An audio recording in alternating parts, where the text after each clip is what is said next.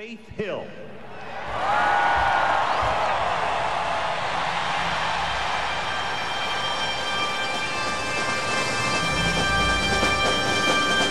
Oh, say, can you see by the dawn's early lights what so proudly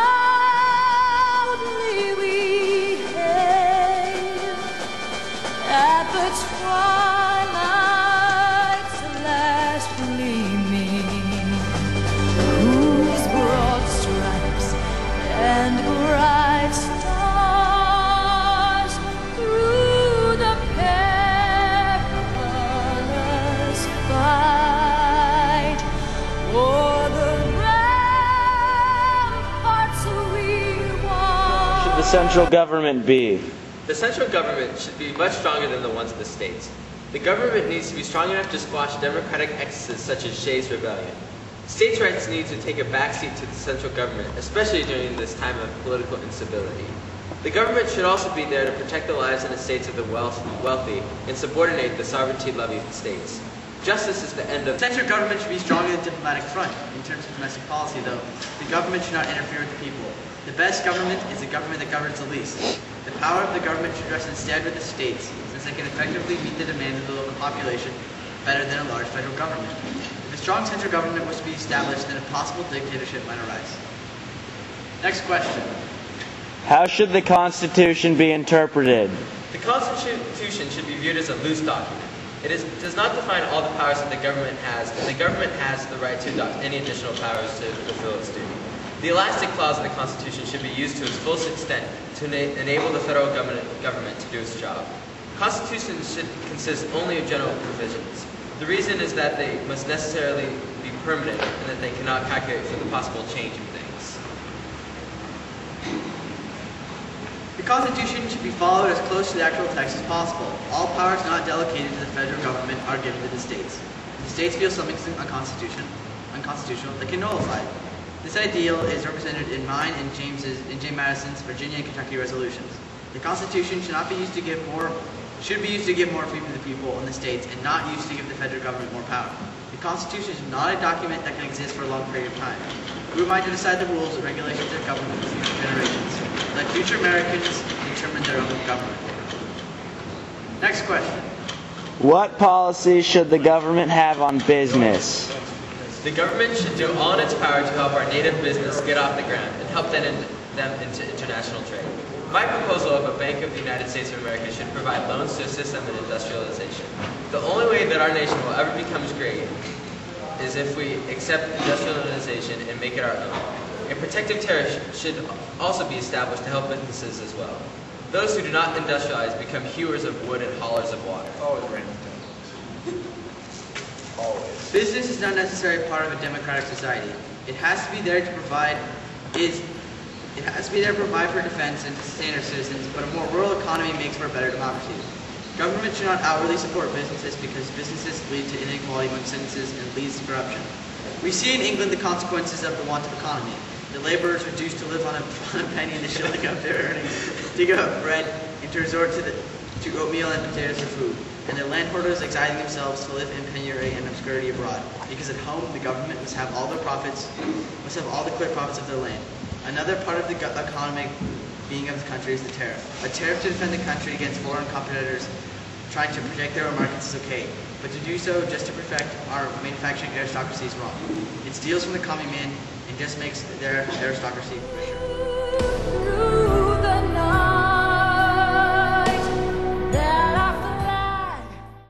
Should the U.S. be pro-British or pro-French? We should pursue pro-British policies and tendencies in the building of our new nation. England is a strong country without internal strife, and together, by binding ourselves in an alliance with them, we'll make both the United States and England two of the most powerful nations.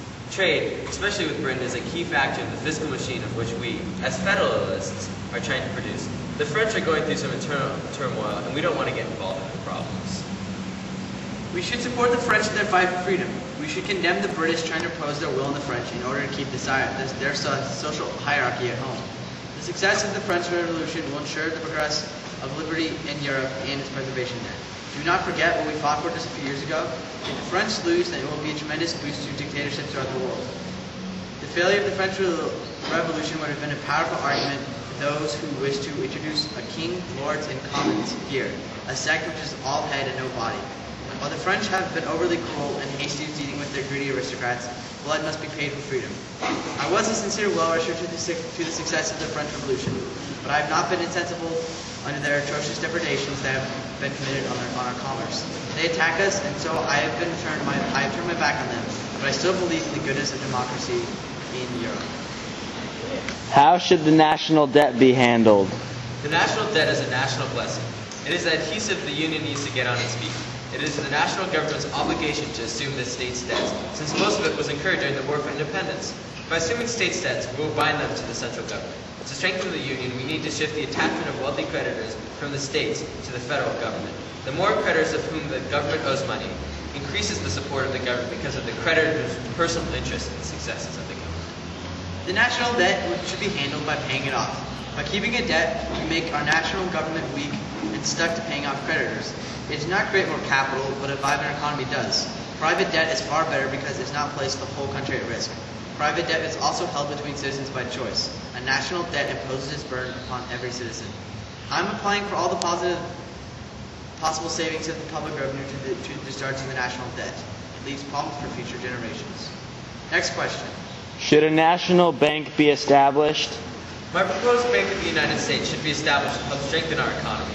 I suggest that the nation should create a powerful private institution that the government should be a major stockholder of, and should be a place where the federal treasury would deposit its surplus monies. This bank would be able to print paper money and provide a sound and stable national currency as well. I consider the foundation of the Constitution as laid on this ground, that all powers not delegated to the United States by the Constitution, nor prohibited by the states, are reserved to the state or to the people. To take a single step beyond these boundaries, specifically drawn around the powers of Congress, is to take possession of a boundless field of power, no longer susceptible of any definition.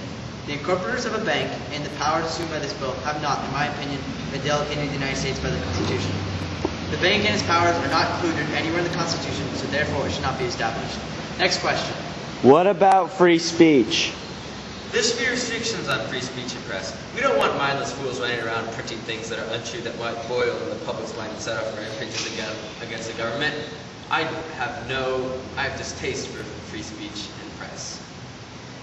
The attempt which has been made to restrain the liberty of our citizens meeting together, interchanging sentiments on what subjects they please, and stating their sentiments in the public figures has come upon us a full century earlier than I expected. To demand the censors of public measures to be given up for punishment is to renew the demand of the wolves in the fable that the sheep should give up their dogs as hostages of peace and confidence established between them. The Alien and Sedition Acts are trying to stop our rights as Americans to speak our minds, and this hindering hurts democracy in America. The liberty of speaking and writing guards our other liberties. Thank you. Oh,